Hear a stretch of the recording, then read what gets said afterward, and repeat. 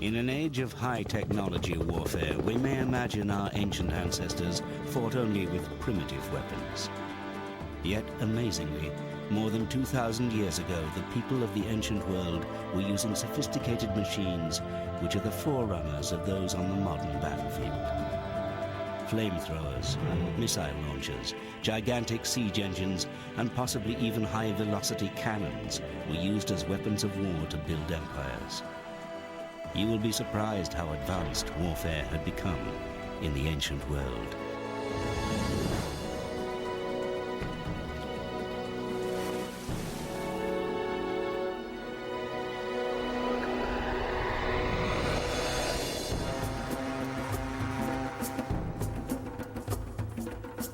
During the last 50 years, our ideas of how the people of ancient times waged war have undergone a radical reappraisal. Historians have searched ancient texts, and they have discovered that many of the ancient weapons and war machines that were in widespread use were both enormous in size and devastating in their destructive power. The Romans didn't have a single weapon of mass destruction, but it is true to say that they had massed weapons of destruction. Classical texts now reveal that not only did the ancients have an arsenal of lethal weaponry, they were much more advanced than we could ever have believed possible.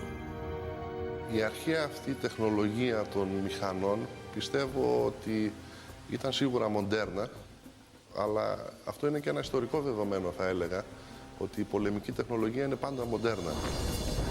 Some of the most astonishing early war machines were invented by the ancient Greeks during the Hellenistic period almost 2,500 years ago. However, they were developed to their full lethal potential by the most feared war machine in the ancient world, the Roman army. In just over 200 years, the Romans conquered an empire which stretched from northern Britain to the river Euphrates in Syria. When we think of warfare in the ancient world, it's sometimes difficult to imagine the sheer scale of operations and the sheer size and complexity of the war machines. Machines that would not be seen again on the field of battle for 2,000 years. Machines whose deployment ensured that ancient conflicts were fought with truly modern techniques of war.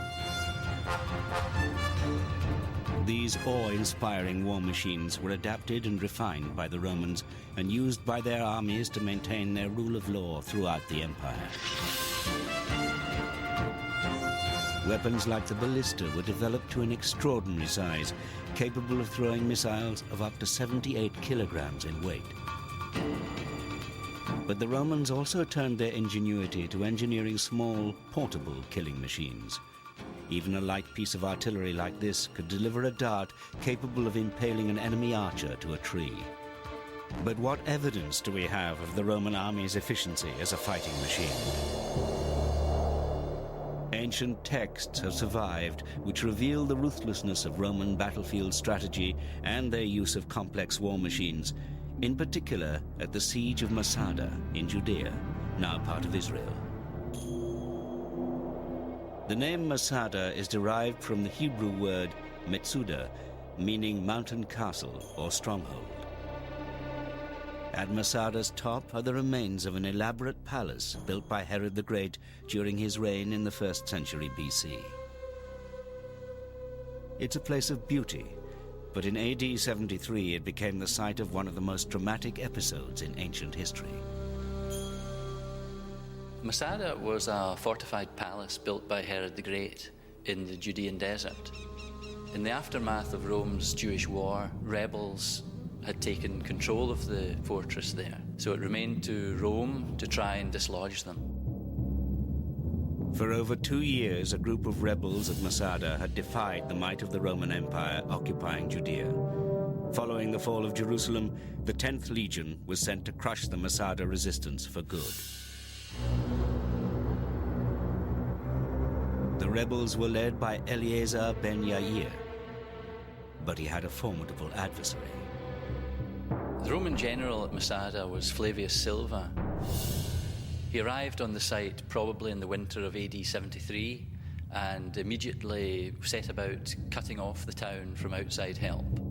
He constructed a wall around the place, which was designed to prevent escape from the town and also to apply the psychological pressure of containment. Today, the remains of the containment wall can still be seen. Every few hundred meters, a watchtower or small fort was constructed, from which Roman archers harried the Jewish defenders of Masada. Roman arrowheads have been found scattered around the walls, a reminder of the siege. The Romans knew that they had the rebels trapped, but how would they set about capturing this almost impregnable fortress? The Jewish rebels had two very good reasons for choosing Masada for their last stand against the might of Rome. First, it was almost impossible to attack, and secondly, it had a huge supply of fresh water.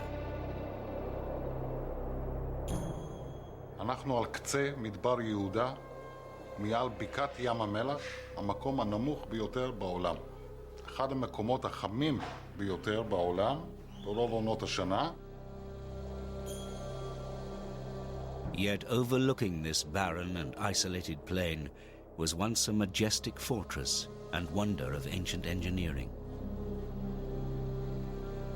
High on a rocky outcrop, King Herod built a lavish palace and oasis for his court, protected on all sides by steep cliffs. Water was directed here from nearby wadis using a complex plumbing system. 12 enormous cisterns provided water for drinking, a swimming pool, bathhouses, and to irrigate crops for Herod's garrison and entourage.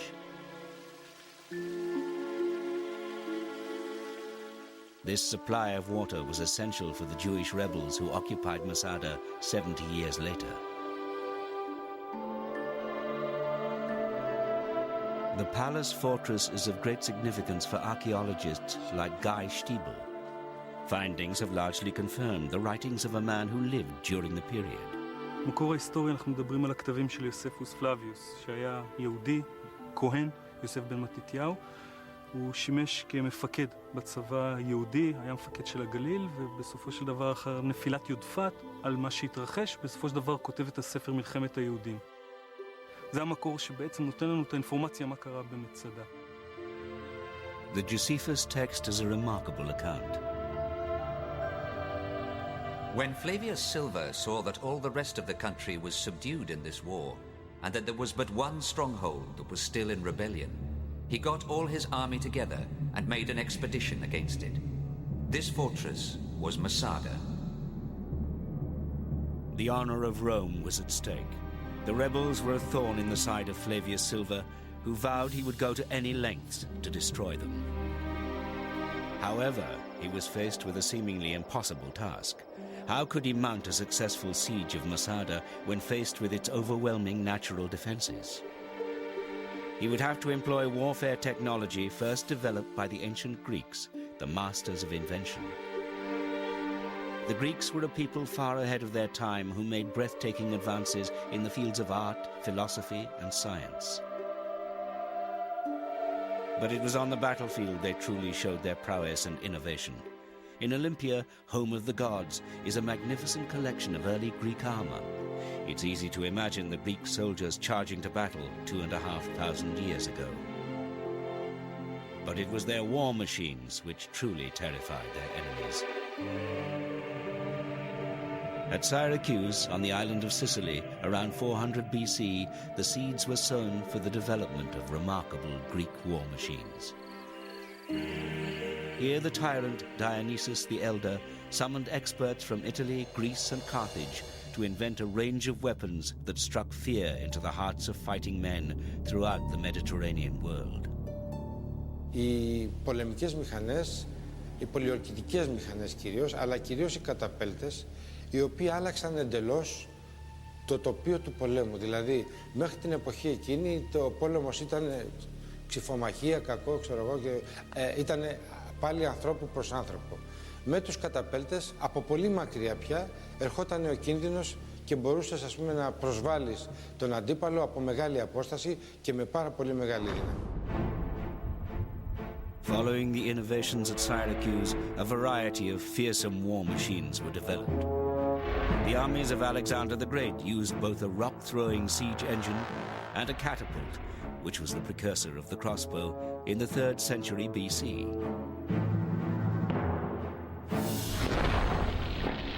The ancients realized the power to harness fire would be crucial. In 424 BC, an early flamethrower was used in the Athens-Sparta war to burn down the wooden defenses of the city of Delium. These flamethrowers were fairly simple devices, a short, hollow tube with a burning cauldron of pitch and sulfur and charcoal at one end. Their range was quite short, about 5 meters. But in close quarters in naval combat, this was close enough to be able to set ablaze a hostile ship. The invention of ancient flamethrowers culminated in the elaborate designs of the Byzantines. This fire siphon of the 7th century AD used a large reservoir of liquid naphtha, or Greek fire. As this Renaissance manuscript illustrates, Greek fire was deployed as a dangerous weapon at sea.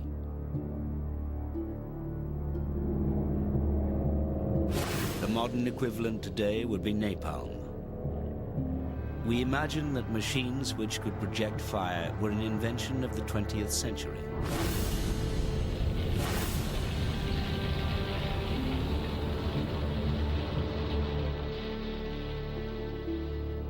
Yet it's evident that for thousands of years, flamethrowers have been used in battle. These reconstructed Byzantine flamethrowers are examples of a simple but lethal weapon.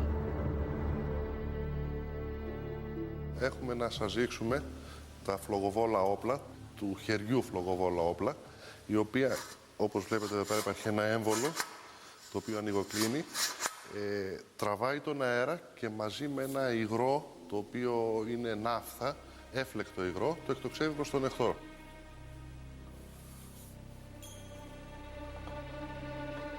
But were these amazing inventions really effective battlefield weapons? This model has been built to see if ancient flamethrowers really could have worked. What I'm holding here is a hypothetical reconstruction of a Byzantine flame-throwing weapon.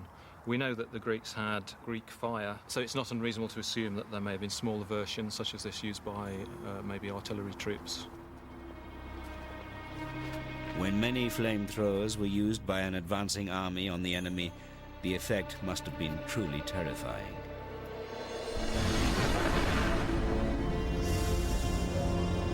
The Greek fire which sprayed from these lethal machines was a sticky liquid that clung to the flesh of the enemy, burning them alive. The operational system of this is actually a simple siphon pump. As the piston is pumped backwards and forwards, the flammable fuel is ejected from a nozzle at the front and it's ignited by a small flame. The modern flamethrowers are based on a similar principle, similar flammable material, but theirs was a continuing pressure system. This simply works on a push stroke. The ancient Greeks passed their invention of early flamethrowers on to the Byzantines, who developed them further. But could the Greeks also have used handheld flamethrowers? The siphon technology used by Byzantine engineers was certainly known to ancient Greek scholars working in Alexandria, Egypt, hundreds of years earlier.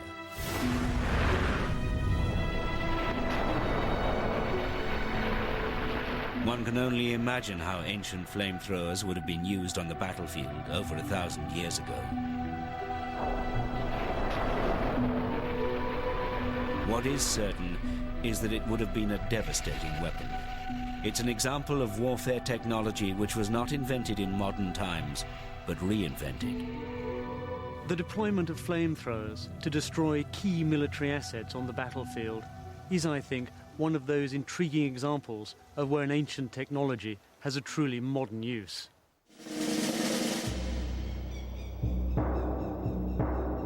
The Romans also used fire as a weapon. However, in their siege of Masada in AD 73, they would have to deploy a whole range of other strategies and technologies to dislodge the desperate group of rebels from their mountain stronghold.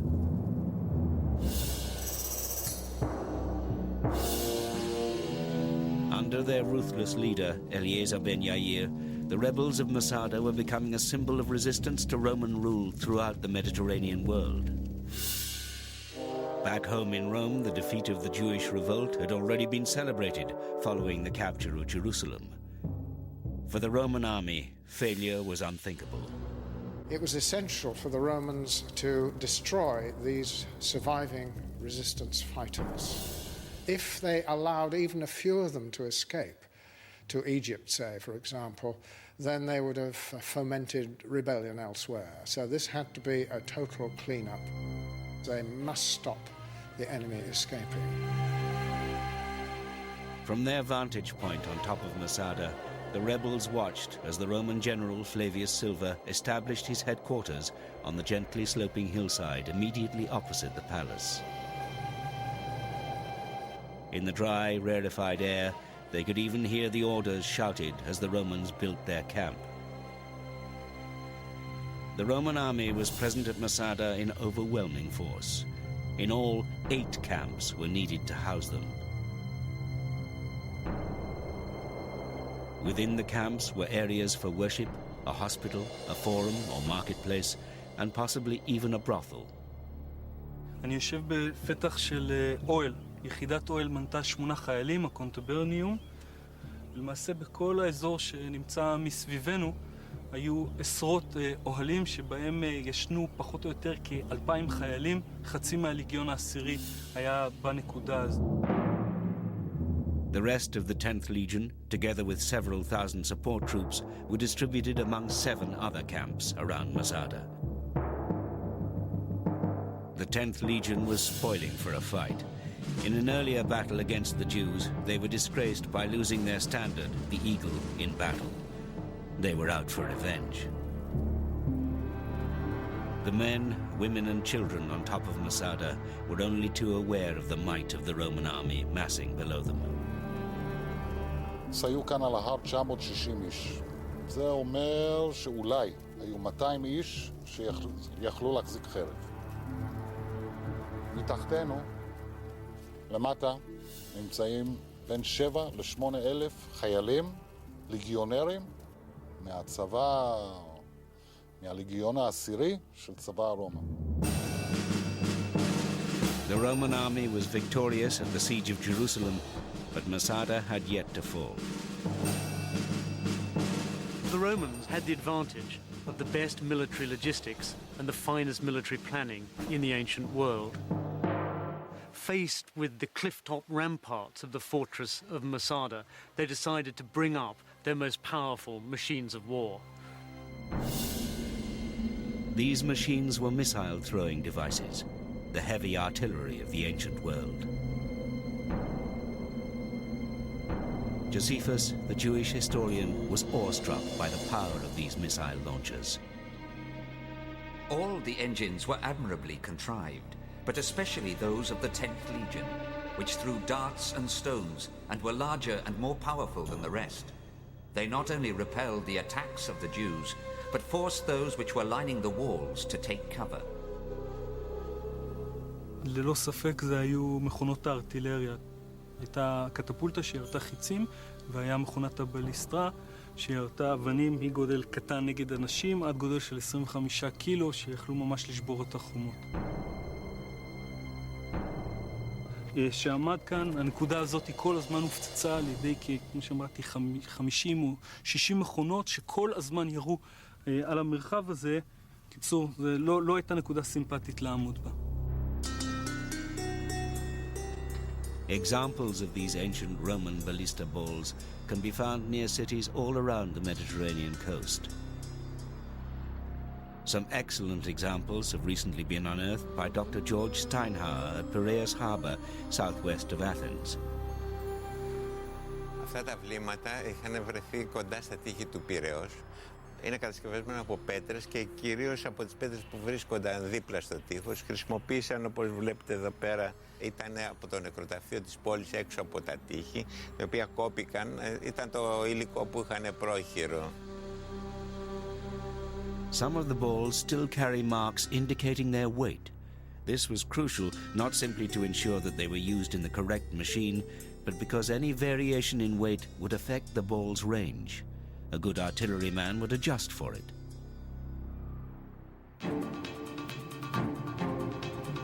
According to the engineer Philon, the largest size of ballista in regular use by the Roman army could hurl a 26-kilogram stone missile approximately 200 meters.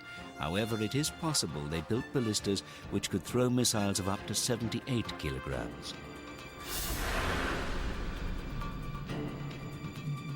The impact on a city wall following a bombardment from one of these catapults would have been tremendous. Standing over 8 meters tall, it was a true heavy artillery machine.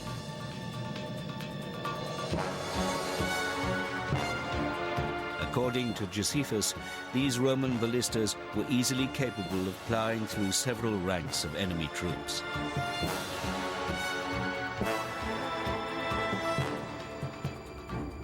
Roman catapults were so advanced that their medieval counterparts, built 1400 years later, looked primitive in comparison. It's difficult to comprehend how much technical and engineering skill was lost when the Roman Empire finally fell apart. But in AD 73, the empire was still at its height. The Jewish rebels besieged at Masada had nothing to compare with the range and power of the Roman weapons. They were armed only with simple slingshots. האבן הושמה בתוך הפאוץ'. יש לנו שתי רצועות, אחת עם לולאה והשנייה שהייתה אחוזה על ידי האגודל. והירי הוא מאוד פשוט. אנחנו מחזיקים, מותחים את האבן, את הפאוץ' הטעון, ואז מסובבים 1, 2, 3. בשלב הזה הקלע מגיע למהירות של כמעט 96 קמ"ש. אני עושה את זה במהירות, ואז אני משחרר. The Jews on Masada would have been pounded by the ballistas. Yet there is evidence of even more dangerous and sophisticated weapons which the Romans turned on their enemies.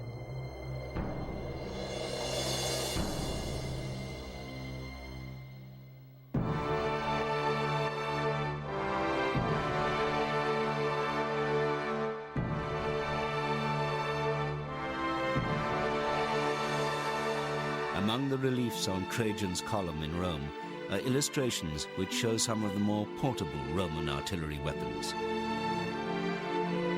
These smaller devices were usually fired from a standing position, but they could be mounted on carts and moved quickly when necessary. Although influenced by Greek inventions, the Romans created miniature versions which were more effective in battle. The scorpion, in particular, was a formidably efficient weapon, able to fire a heavy bolt over 500 meters. The scorpion, the small size of bolt shooter, was so called after the small creature. It had the deadly sting, and it was very portable. It was the favorite weapon of Caesar and many generals on the battlefield. The Greeks invented this type of artillery using rope power, rope springs, rope which was capable of a better and more efficient storage of energy than the equivalent weight today of spring steel. The rare find of a soldier's insignia ring has helped Alan Wilkins build a reconstruction of the lightest of the Roman bolt shooters, known as the Cairo ballistra. The name means hand ballista, probably because it could be lifted up by one man and manhandled around the battlefield, which would be very useful. The ropes powering these machines were ideally made of animal sinew, but horsehair and even women's hair is said to have been used. The entire power of all these catapults depends on skeins of rope under tremendous stretch. A small Cairo ballistra requires 1/3 of a ton, 335 kilograms, to pull it back to full tension. The mechanism has a central sliding section, which holds the rope with a metal claw. The slider is cranked back, whilst a series of sloping teeth ensure it's held in place as the rope gradually reaches full stretch. When in the correct position, the bolt is loaded and a trigger pulled to release the claw holding the rope. The bolt exits the Cairo Ballistra at 120 miles per hour and would inflict terrible damage to any unprotected skull. The Romans created a machine not only capable of firing at incredible speeds, but with a missile which would cause maximum damage. The bolt has a similar effect to a modern dum-dum bullet. Its tip pierces the target, but the tail rips through the body at high speed, leaving a massive open wound. We measured both machines, and we found that for the Cairo Ballistra, the speed was in excess of 50 meters a second. For the much heavier bolt coming out of the Scorpion, it was 39 meters per second. Gruesome evidence of the damage that a bolt shooter could do has been found at Maiden Castle in Dorset, England. Here a war cemetery has been discovered which contains the skeletons of ancient Britons who we believe died defending their fortress against the Second Roman Legion under Vespasian. A bolt from a Roman weapon has been found still lodged in the spine of the unfortunate warrior. The skull of another shows clear evidence of a direct hit from a Roman bolt. The missile must have been traveling at a high speed to pierce the bone without shattering it.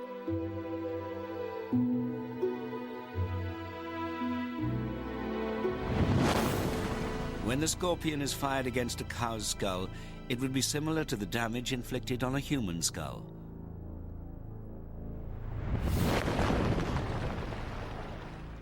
The chilling power of this Roman war machine is clear. But what happened when a piece of Roman artillery fell into enemy hands and was used against the Romans themselves? Would their sophisticated body armor protect them against it? At 120 miles per hour, high-speed photography reveals how the armor absorbs the impact. Yet another reason for Roman military supremacy throughout the Mediterranean. A trained artilleryman could fire a hand ballista bolt at the rate of 5 per minute. And of course, he wouldn't be working alone.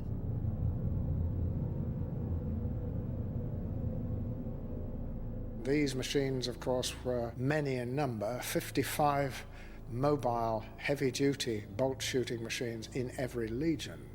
So if you have 3 legions, you've got 165 machines firing heavy bolts all at once in salvo. We think that laying down a huge and terrifying barrage of missiles is a characteristic of modern warfare. But the Roman army at Masada was adopting the same strategy nearly 2,000 years ago.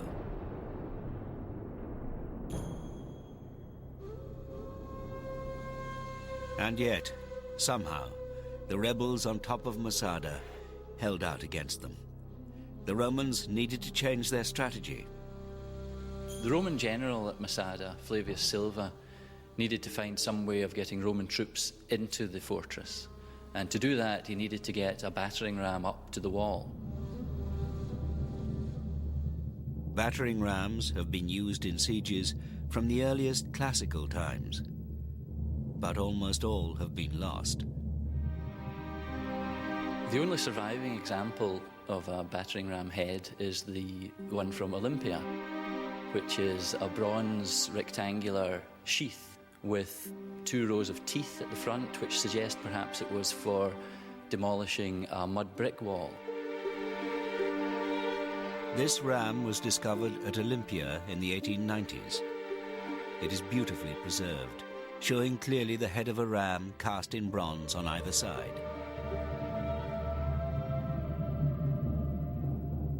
But soldiers wielding a ram were highly vulnerable to missiles thrown or dropped from the city walls. Many ingenious methods were used to protect the soldiers using the ram, such as a housing around the mechanism. Although a seemingly simple concept, battering rams reached their peak of sophistication in a remarkable ancient Greek weapon bearing an uncanny resemblance to the modern tank. It was invented by a little-known engineer, Hegetor. It is named Hegetor's Ram Tortoise.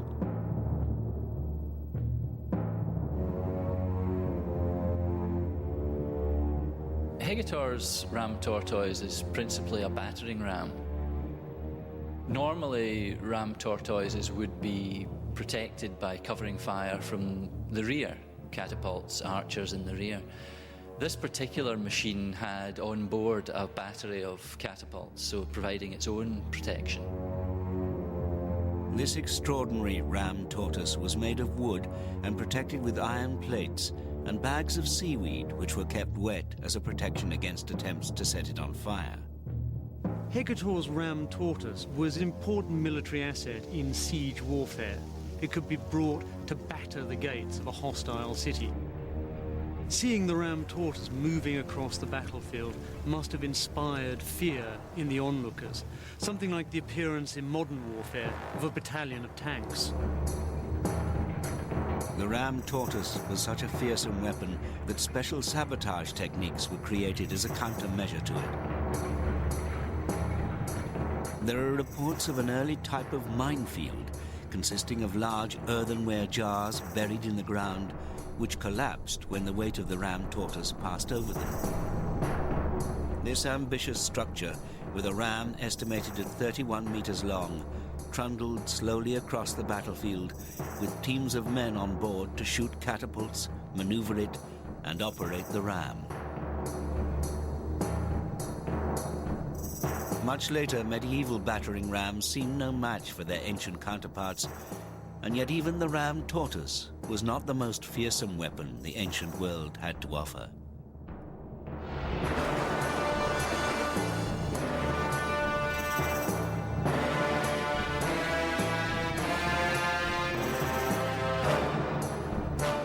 The Helepolis, the city-taker, was said to be 9 stories high and filled with lethal weapons. It was built by a Greek engineer, Epimachus, for the siege of Rhodes in 304 BC. Rhodes was a powerful commercial and cultural center and controlled trade throughout the Aegean. The man who led the assault on Rhodes was the son of one of Alexander the Great's generals. When Demetrius Poliorcetes decided to besiege Rhodes, he initially launched a naval assault on the harbour. The Rhodians successfully repulsed this assault, so he changed tack and assaulted the landward side of the city. In order to do this, he commissioned the Athenian engineer Epimachus to build a Helepolis, the largest one ever known. The Rhodes Helepolis was said to be approximately 40 meters in height and towered over the walls of the city. Thought to weigh up to 160 tons, it was one of the first examples of the use of armor plating, which was fitted on 3 sides to protect it from the Rhodian stone throwers and blazing bolts. Its apertures or windows had movable visors so the catapults could be shielded when not actually shooting. It was a magnificent sight. Σε κάθε όροφο υπήρχαν καταπέλτες, βαλίστες κλπ.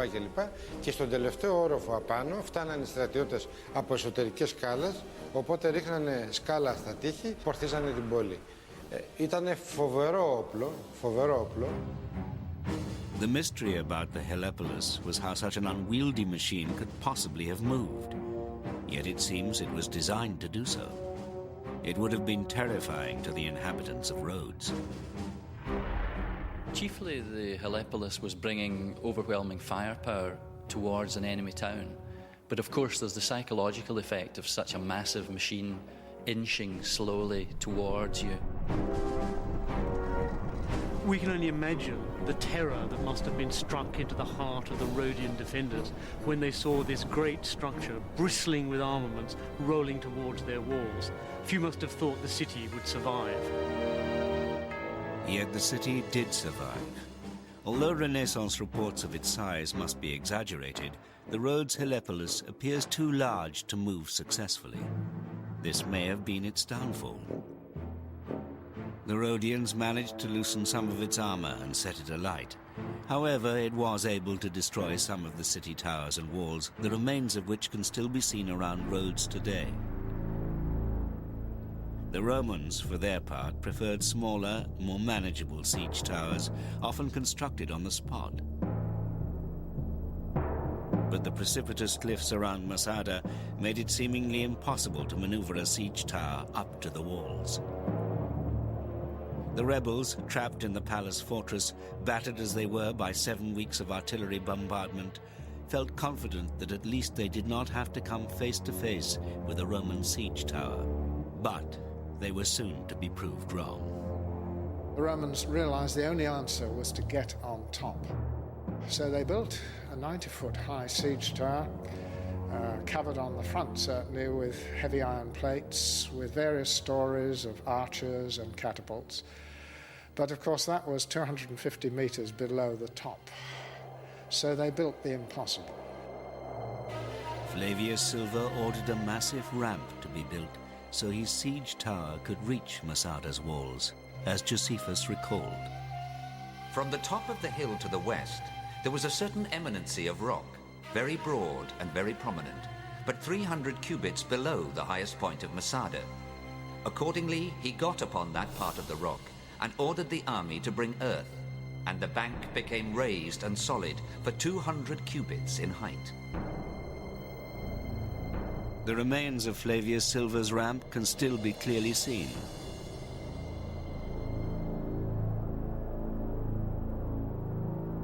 יוספוס כותב שסילבה פלביוס, המפקד הרומי, השתלט עליה, ממנה הם הוציאו את האפר, רואים עד היום את הקטעים שחסרים, ואת האפר הזה הוא לקח והרביד בנקודה שנמצאת כרגע לצידנו.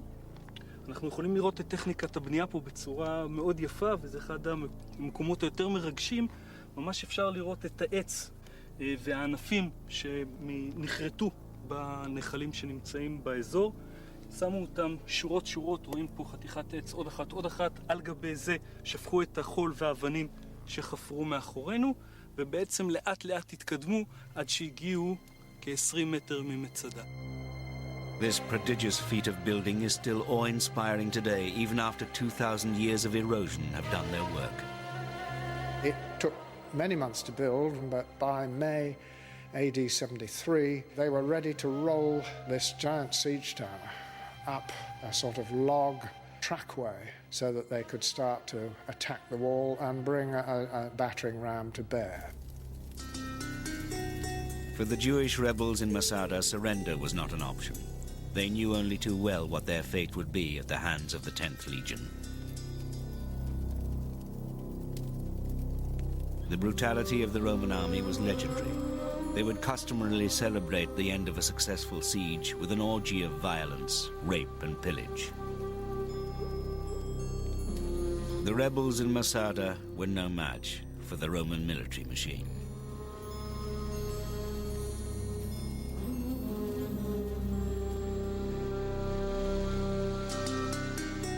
Yet there were examples of successful resistance to the might of the Roman army, never more so than at Syracuse in Sicily, home of the mathematical genius Archimedes.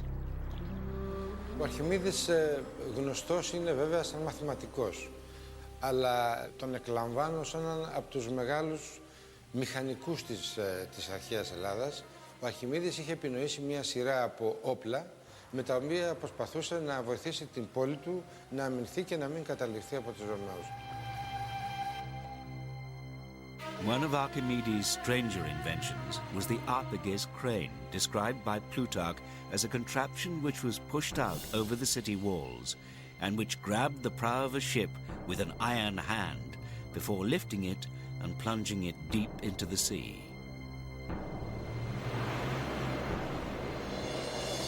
The Romans weren't used to dealing with such an ingenious enemy, and they lived in fear of Archimedes' new inventions. Ήταν τόσο μεγάλος ο τρόμος των Ρωμαίων με όλα αυτά τα που είχε επινοήσει ο Αρχιμίδης στη διάρκεια της πολιορκίας των Σιρακουσών, ώστε όταν βλέπαν έναν άντρα, λέει, ηλικιωμένο με λευκά μαλλιά να περπατάει πάνω στα τείχη των Σιρακουσών, φοβόντουσαν και φεύγανε. Λέει, να ο Αρχιμίδης, πάλι πάμε να φύγουμε, δεν θα κάνουμε πάλι τίποτα. There is great debate as to whether some of Archimedes' weapons are the stuff of history or myth. One of the most contentious inventions is the extraordinary weapon known as Archimedes' steam cannon. Many experts simply cannot believe that anyone could have invented a steam-powered weapon more than 200 years BC. Yet it's clear that the ancient Greeks knew how to harness the power of steam. Heron of Alexandria invented the steam ball, believed to be the first steam engine in history. Even the great Leonardo da Vinci believed Archimedes' steam cannon could have existed. Ο Λεωνάρντο ντα Βίντσι, από ό,τι γνωρίζουμε, είχε στην κατοχή του χειρόγραφα προφανώς του Αρχιμίδη. 3 από αυτά βρέθηκαν στη βιβλιοθήκη του, τα οποία τα χρησιμοποίησε για να ανακατασκευάσει το κανόνι. 35 years ago, Professor Ioannis Sakas, a leading Greek engineer and leading Archimedes expert, became convinced that Archimedes had indeed invented a cannon powered by steam. Ο Σακάς ήταν ένας Έλληνας μηχανικός, ο οποίος έταξε τη ζωή του ακριβώς στο να ανακατασκευάζει έργα του Αρχιμίδους. Ήταν ένα μοντέλο 1/5, δεν ήταν πάρα πολύ μεγάλο. The results were surprising. Κάποια στιγμή λοιπόν με τη βαλβίδα αυτή μεταφέρεται ο ατμός μέσω αυτού εδώ του διάβλου και μπουμ, εκτόξευε την πέτρινη τη σφαίρα σε απόσταση 300 με 400 μέτρων. Ioannis Sakas's home movies show one of his successful experiments with the steam cannon.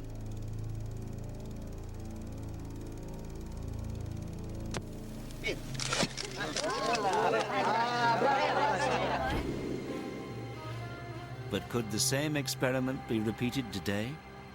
For the first time in over 30 years, we put Archimedes' steam cannon to the test. Richard Windley, an ancient technology model maker, has built the steam cannon based on Professor Sakas's original designs. The vessel at the back here is made of heavy-duty steel, probably bronze in Archimedes' time. There's a substantial amount of metal there which absorbs massive quantities of heat from the fire. The pressure vessel remains empty until the point of firing, when a small amount of water is dropped via the valve onto the very hot metal inside, creating a build-up of steam pressure. The ball sits in the barrel towards the end of the cannon and is held against a collar just at the front of the pressure vessel. It's actually held in place by a wooden rod which runs the length of the barrel. The critical piece of equipment is this brake bar at the front, which holds everything in place until the pressure reaches a predetermined limit, when the bar breaks and the ball is then free to fly out of the barrel at high velocity. It's astonishing to think that Archimedes could have invented such an apparently modern cannon over 2,000 years ago.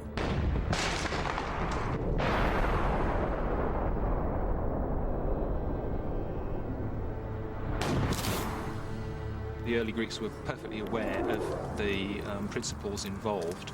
We're talking about huge pressures in these pressure vessels. This is running at a very modest pressure, but it would have been a mammoth task to produce the kind of results which are discussed by some of the ancient writers. Massive weights being hurled through huge distances.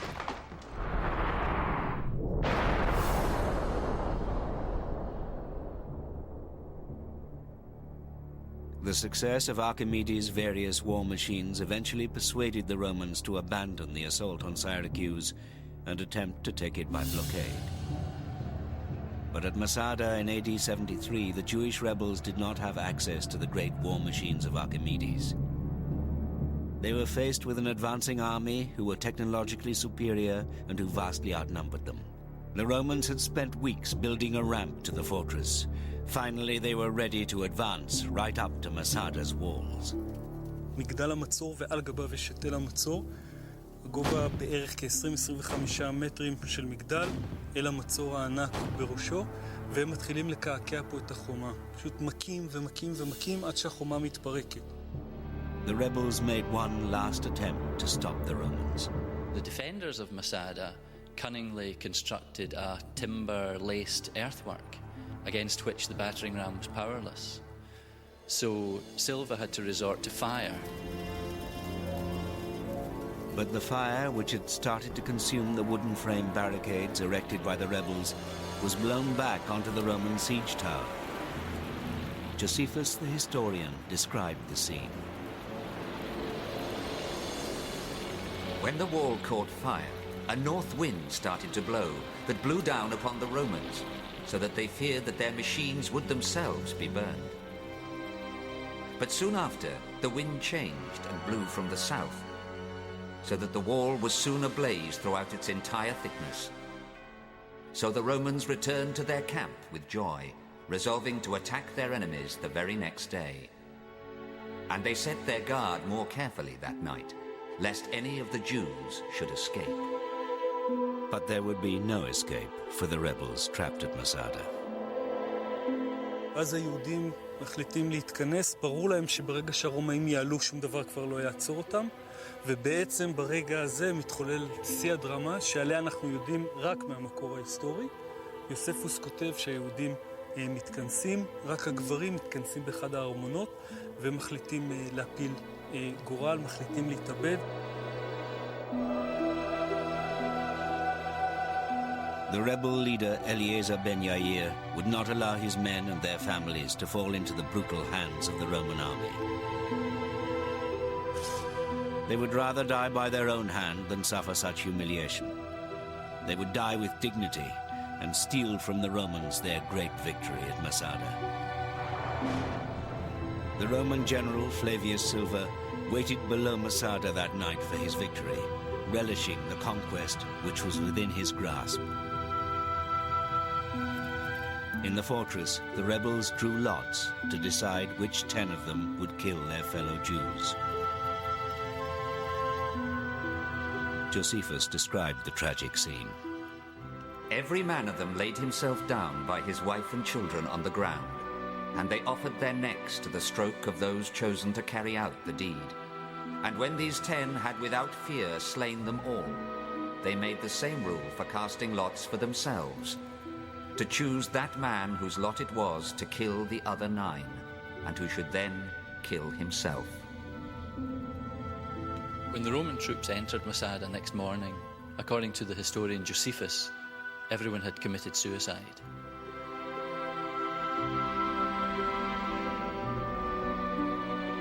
שוב, אנחנו לא יודעים מי היה האחרון, אבל זה לא משנה את העובדה שלמחרת שהרומאים פרצו פנימה וחיפשו קרב ולפרק כאן את המקום אחרי עונש של כחצי שנה פה תקועים במדבר, שקט מכל כיוון. Approximately 960 Jewish men, women and children died at Masada. No one was left to fight the Roman army. The rebels had taken from the Romans the glory of a bloody and victorious battle.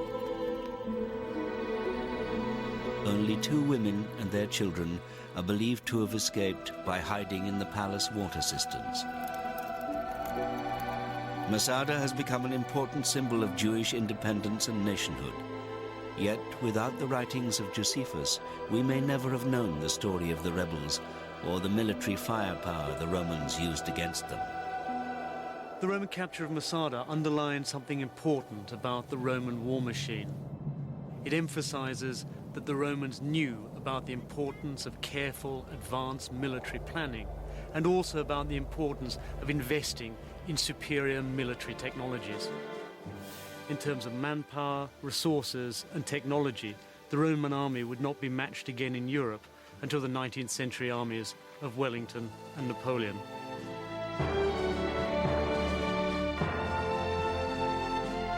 Over 2,000 years ago, first the ancient Greeks and then the Romans recognized that war machines were crucial to their success.